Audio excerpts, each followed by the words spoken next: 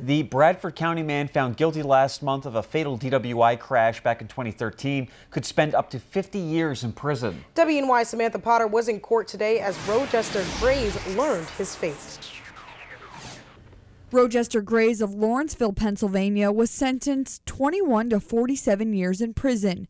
This almost 3 years after Ryan and Karen English were killed by Grays during a drunk driving accident in March 2013.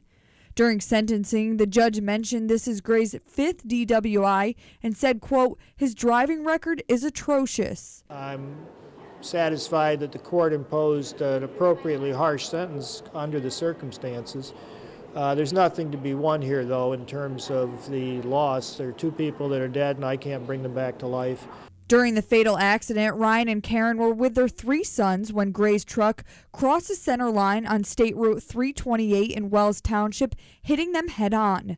The 3 children were injured in the crash but survived. Tears filled the courtroom as Karen's mother recalled her grandsons telling her about hearing the car crash and seeing their mom and dad dead. Karen's mom also looked to Grays with anger as she said, "You didn't show any remorse or take responsibility for your actions.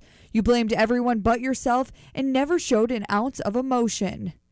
So you have the parents who not only lost their lives, and that obviously that's a terrible thing, but they lost the chance to raise their children, and that it's almost too heartbreaking to really take too deeply. You have the parents of Karen English, they lost their only child. The Englishes, they had 2 children, they lost their only son.